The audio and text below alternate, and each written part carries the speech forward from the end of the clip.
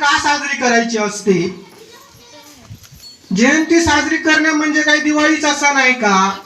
लाडू पुरणपोळ्या करून खाण्याचा सण आहे का?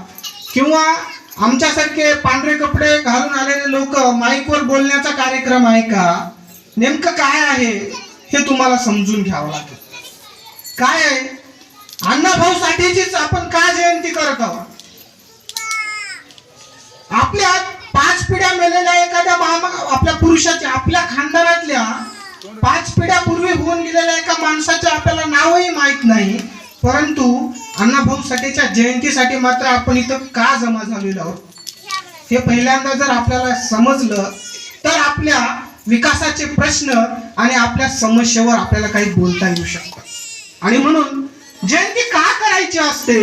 एका, मला माहित नाही की त्या बाईचं काही शिक्षण झालेलं आहे की नाही, एका आडानी, ज्याप्रमाणे तुमच्याही गावात काही अशिक्षित स्त्रिया असतील त्या अशिक्षित स्त्रियांप्रमाणे एका बाईनं जयंती का करायची असते अगदी 2 ओळीमध्ये तिने या जगाला सांगितलेलं आहे. का सांगितलेलं आहे? काय म्हणते ती बाई? जयंती कशासाठी करायची? तर तुम्ही खाता त्या भाकरीवर बाबासाहेबाची सही आहे. काय म्हणते ती बाई? जयंती कशासाठी करायची असते? तुम्ही खाता त्या भाकरीवर अण्णाभाऊची सही आहे र, तुम्ही खाता त्या भाकरीवर महात्मा फुलेची सही आहे र, आणि म्हणून या महापुरुषांची जयंती करायची असते. अगदी 2 ओळीमध्ये त्या अशिक्षित स्त्रीनं जे सांगितलेलं आहे. काय म्हणते ती स्त्री? की तुम्ही खाता त्या भाकरीवर बाबासाहेबाची सही आहे र, आणि त्याच बाबासाहेबांनी जी सही केलेली आहे त्याच सहीला अण्णाभाऊ साठे फकीरा ही कादंबरी लिहून काय म्हणतात?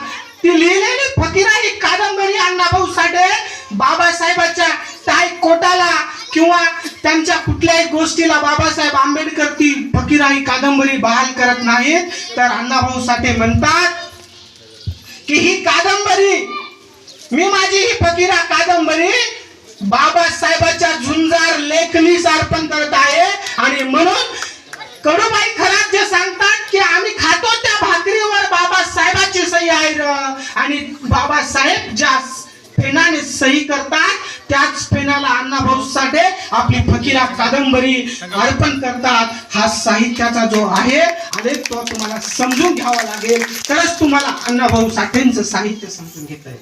मला माहित नाही या कार्यक्रमाचे